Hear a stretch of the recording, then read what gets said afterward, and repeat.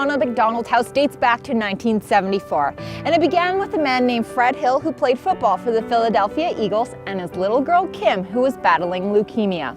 After spending months at the hospital, Fred and his wife noticed there were a lot of families sleeping in the halls, in their cars, not wanting to be far from their sick child. And after seeing this, the Hill family felt they needed to do something about it. Fred actually approached the Eagles team and said, you know, we should do something about this. These families are traveling from all around to come for treatment for their child, but they shouldn't have to sleep in the parking lot and in the hallways of the hospital. The Eagles approached the local McDonald's franchisees and said, will you help us raise money to build this first Ronald McDonald House? The first house was built in Philadelphia, and now there are over 300 Ronald McDonald Houses in the world. Canada got their first house in 1981 in Toronto and has since continued to expand across the country. There are 12 houses in Canada right now. This house will be the 13th house built in Canada, and most of the houses in Canada were actually built in the 80s. So across the country right now we're going through a great deal of expansions and building of new houses. A house that provides families a home away from home while their children receive treatment.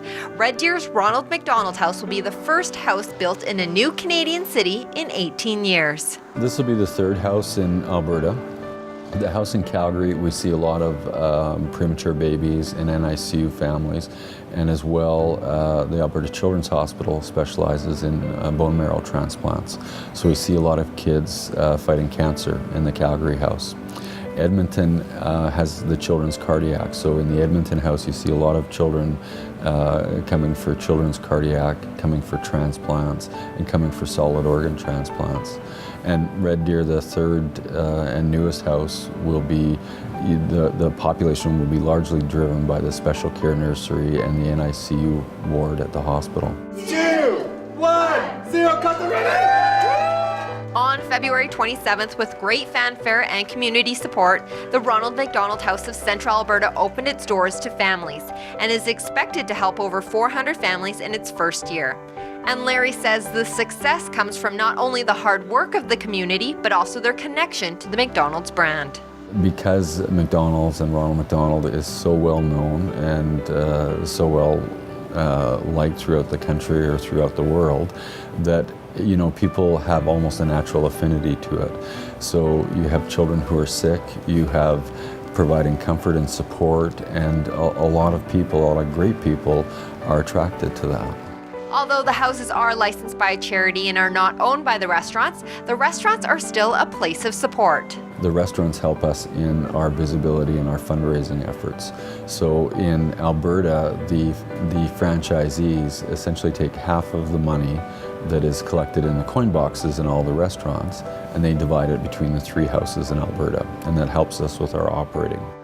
And as well, the Happy Meals that are sold across the country, 10 cents out of each Happy Meal sold goes back to Toronto, which is then prioritized for new capital builds of houses or the operating grants towards the houses.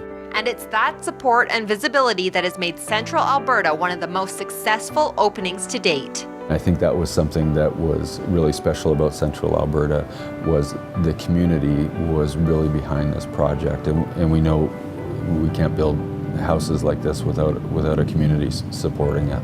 This really is the house that love built, and it will continue to provide love and care to those that need it most. For Shaw TV, I'm Tasha Chu.